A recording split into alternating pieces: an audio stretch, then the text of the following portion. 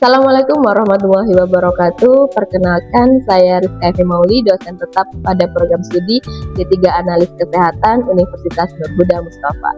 Pada kesempatan kali ini, saya ingin menyampaikan terkait mata kuliah yang saya ampu yang sesuai pada bidang keilmuan saya, yaitu bakteriologi.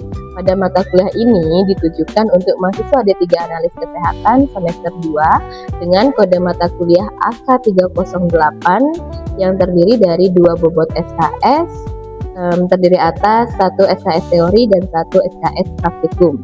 Diselenggarakan dalam 16 kali pertemuan dengan rincian 14 kali pertemuan perkuliahan dan 2 kali pertemuan, 1 untuk TS dan 1 untuk UAS. Saya sekaligus bertindak sebagai penanggung jawab mata kuliah. Mata kuliah kali ini membahas terkait morfologi, fisiologi, dan struktur bakteri, pertumbuhan dan reproduksi, metabolisme, serta flora normal dalam tubuh manusia.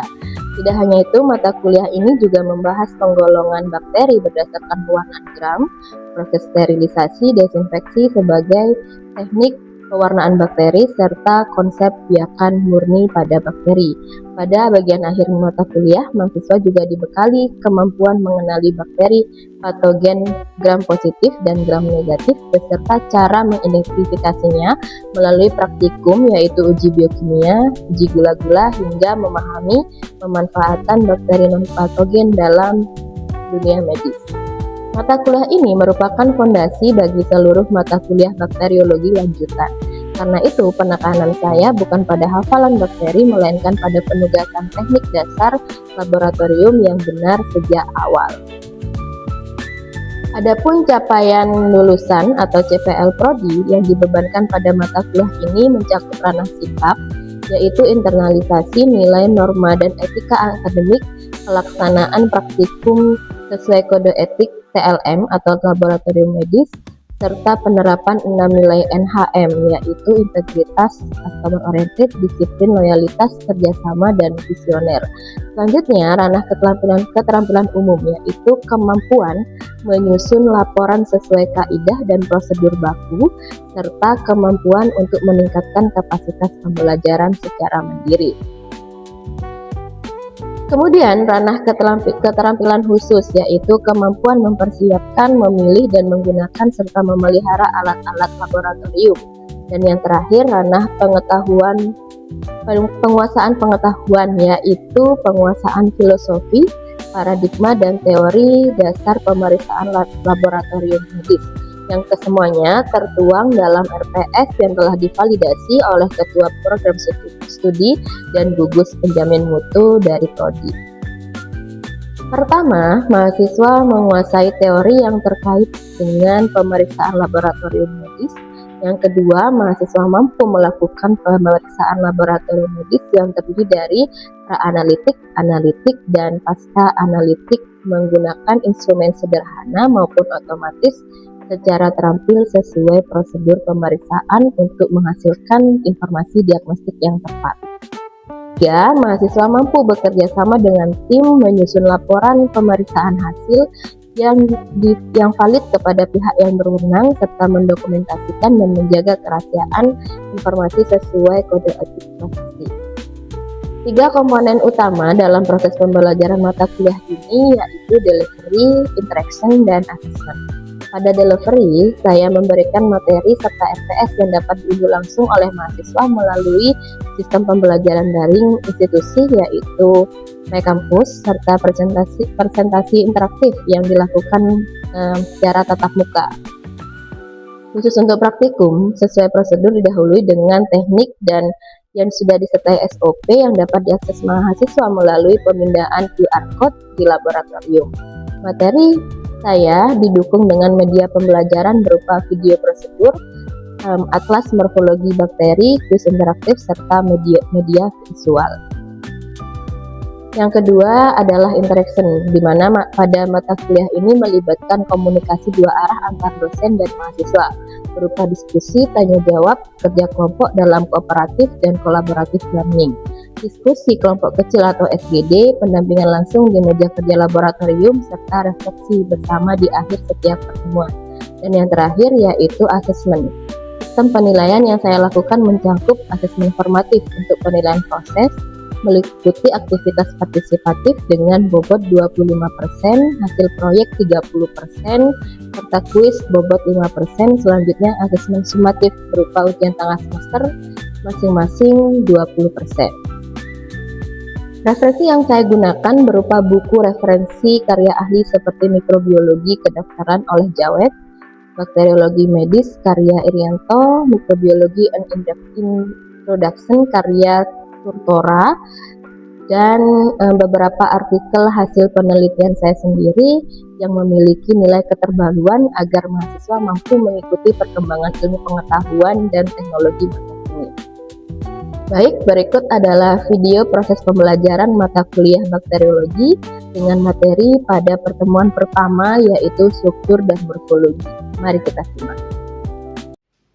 Oke, kita ketemu lagi ya. Assalamualaikum warahmatullahi wabarakatuh. Waalaikumsalam warahmatullahi wabarakatuh. Ya, hari ini kita akan kuliah apa? Ya, bakteriologi gitu ya. Nah, ini karena pertemuan pertama kita gitu ya. Untuk pemanasan gitu ya. Ada yang udah tahu bakteri itu apa? Belum ya? Ya, makanya kita belajar hari ini ya. Ya, Ibu. Oke. Pertemuan pertama hari ini kita akan membahas tentang struktur dan morfologi dari bakteri. Oke. Ada struktur, ada morfologi. Apa bedanya? Bedanya adalah kalau morfologi itu bisa kita lihat dengan mata gitu ya, bagaimana bentuknya, tepi selnya dan seterusnya. Kalau struktur itu kita tidak bisa melihat dengan mata, atau bisa dibilang struktur itu bagian dalam dari si bakteri.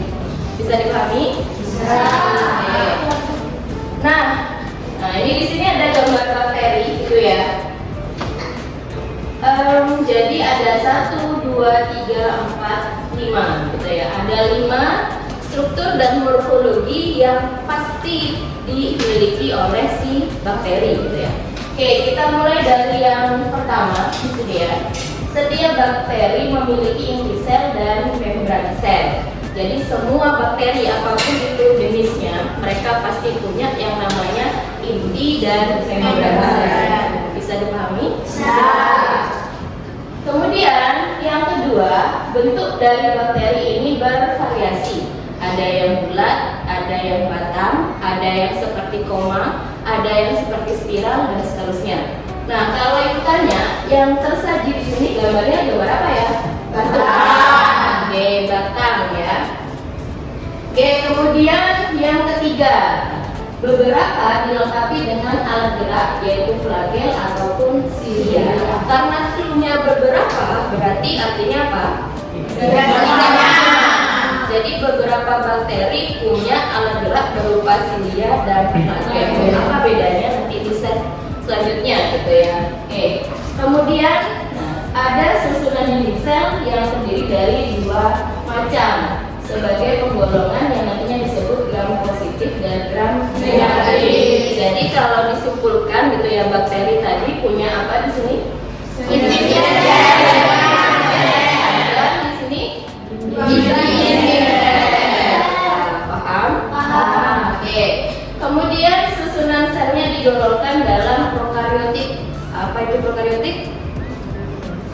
Prokariotik adalah uniseluler atau dia disebutnya sebagai sel tunggal gitu ya. Bisa dipahami? Bisa. Oke, nah ini kalau kita animasikan bakteri itu kayak apa? Kayak gini ya. Dari yang paling luar, nah yang seperti rambut-rambut ini namanya pilus. Pilus ini nama lain dari silia ya.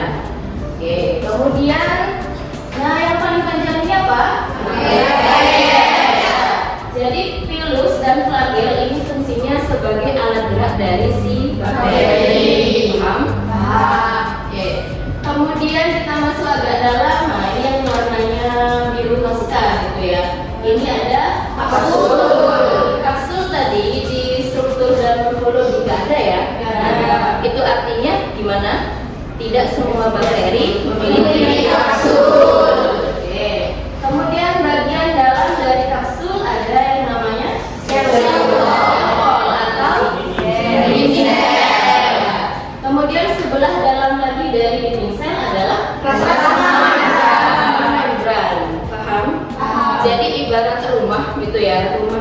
kalau kapsul berarti dia adalah bagian pagernya, gitu ya.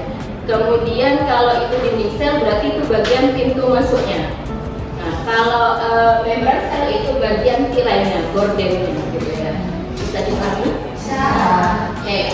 Kemudian sebelah dalamnya lagi, nah ini dia ya, yang warna kuning ini, apa ini?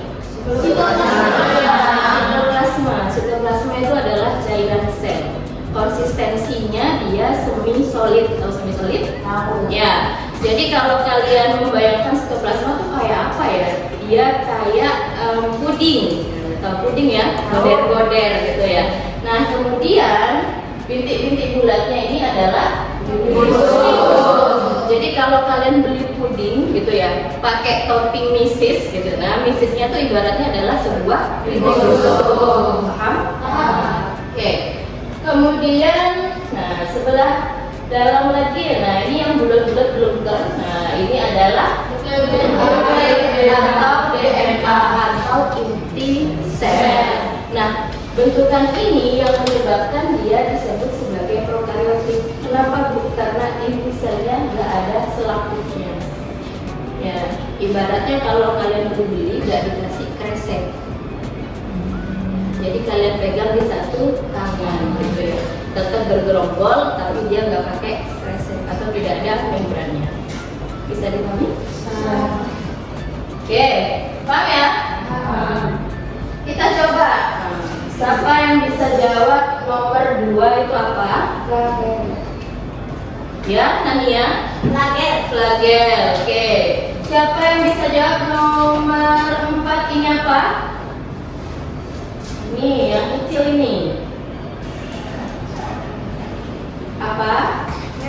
Ya, plasmid. Ya, benar. Kemudian, nah yang ini yang seperti rambut ini apa? Ya. Bilus atau silia. Oke, kemudian yang nomor 8 ini samakah dengan bilus? Sama. Ya. Kemudian yang nomor 6 ini apa? Ada yang bisa jawab? Iya. Inti sel. Oke. Sekarang kita urut ya dari nomor 1 bersama-sama gitu ya. Nomor 1 ini apa? Bilus. Nomor 2 Nomor 3 ini yang orange di dalam. Bukan. Plasma. Oke, nomor 4 tadi apa? Plasma. Nomor 5 nomor 6 nomor 7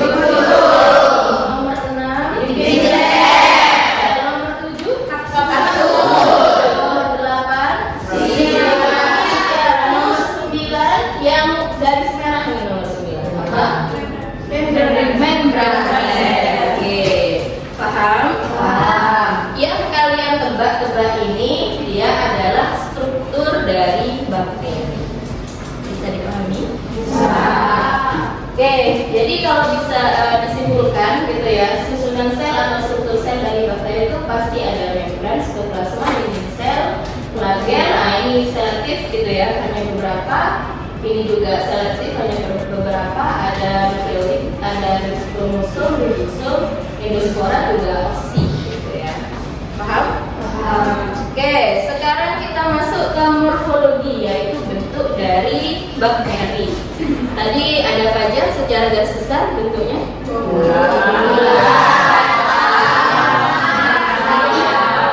Oke, jadi secara umum bentuk bakteri itu yang digambar ini.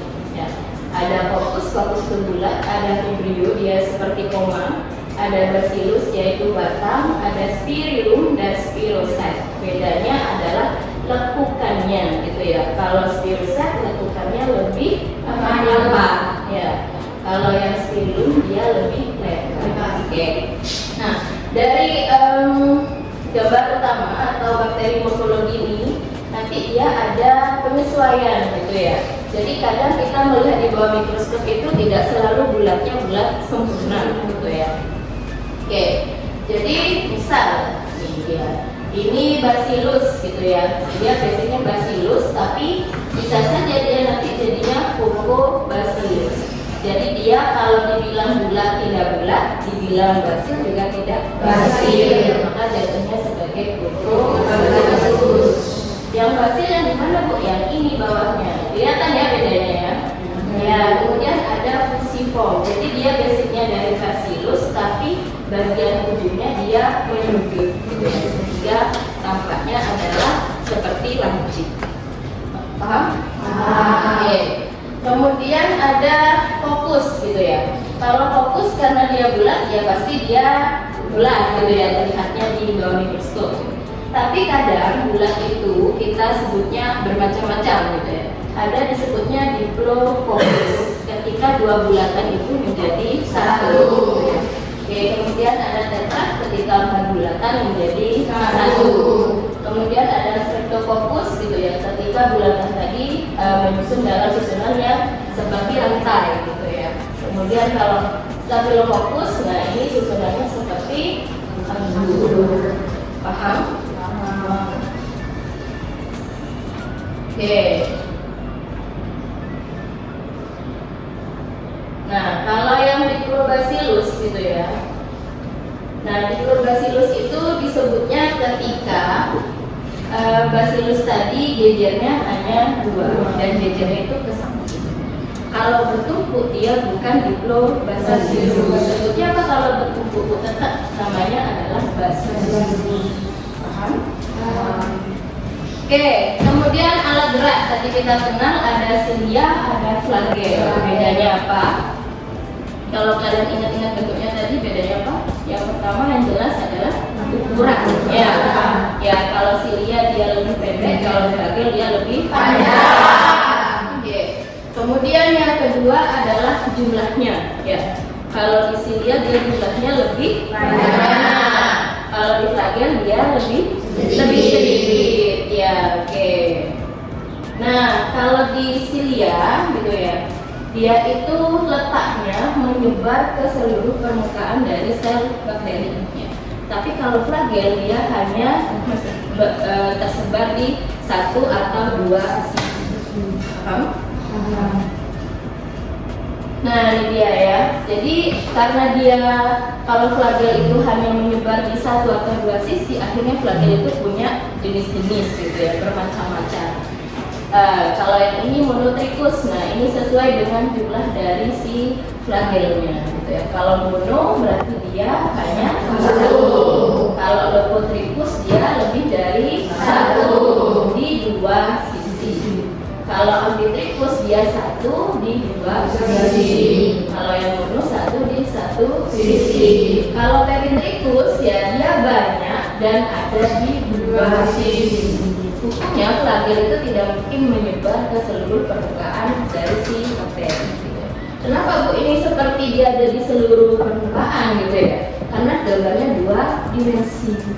Ya, jadi kalau kita potret akhirnya terkesan dia ada di seluruh permukaan. Padahal tidak ada, gitu ya. Paham? Paham.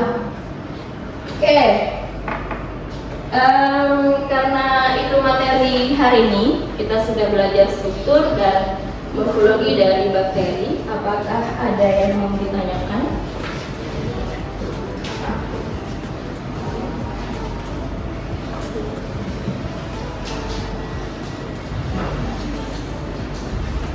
Dekat ya? Ya wis. Ini aja dekat. Kalian ada yang nanya gitu ya? Bu, pengaruh nanti pengaruh dari morfologi bakteri itu apa gitu ya? Ya, oke. Tak ulang ya. Atau gini pertanyaannya ya, Bu, apakah fungsi? Oh ya, apakah fungsi dari bentuk-bentuk dari si bakteri itu tadi? Ya. Yuk, saya ulang ya. Oke, itu saja materi hari ini. Apakah ada pertanyaan? Ya, silahkan. Ibu izin bertanya. Nah, tadi kan sudah dijelaskan struktur dan morfologi dari bakteri. Nah, fungsi dari morfologi dan struktur bakteri itu apa ya? Oke, fungsinya kita mulai dari yang morfologi ya. Tadi morfologi ada bermacam-macam gitu ya. Salah satu fungsi dari morfologi bakteri itu mempengaruhi terhadap penamaan dari bakterinya gitu ya. biasanya bakteri itu dinamai sesuai dengan morfologi dari selnya gitu ya.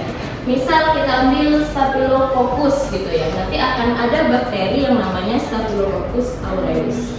Berarti nanti kalau kita amati di bawah mikroskop gitu ya, itu pasti susunan selnya bulat bergerombol. Gitu. Nah, kalau sesuai dengan susunan selnya gitu ya, ini terkait dengan bagaimana bakteri itu bertahan hidup. Kalau bakteri yang memiliki spora itu biasanya dia mampu hidup di suasana atau kondisi yang ekstrim. Beda dengan bakteri yang tidak memiliki spora. Kalau dalam suasana ekstrim dia tidak akan bisa bertahan hidup. Bisa dipahami? Bisa. Oke, ada pertanyaan lagi? Sudah ya, Ibu rasa cukup. Nah, sebelum mengakhiri, saya absen dulu, gitu ya. Pura-pura absen itu atau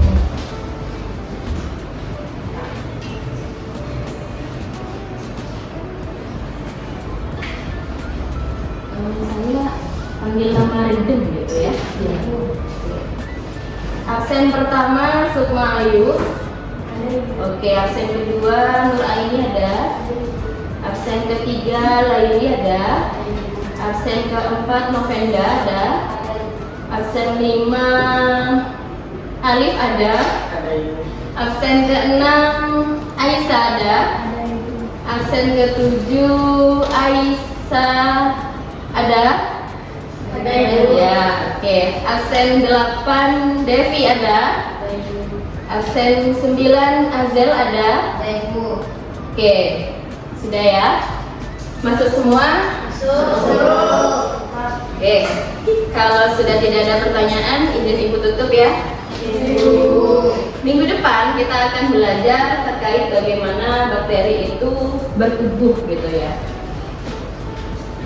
Nanti akan ada tugas, silahkan kalian cek di Mekampus ya, dikerjakan sesuai perintah yang ada di Mekampus dan dikumpulkannya juga lewat Mekampus gitu ya. Sekian perkuliahan hari ini, kurang lebihnya mohon maaf. Wassalamualaikum warahmatullahi wabarakatuh. Waalaikumsalam.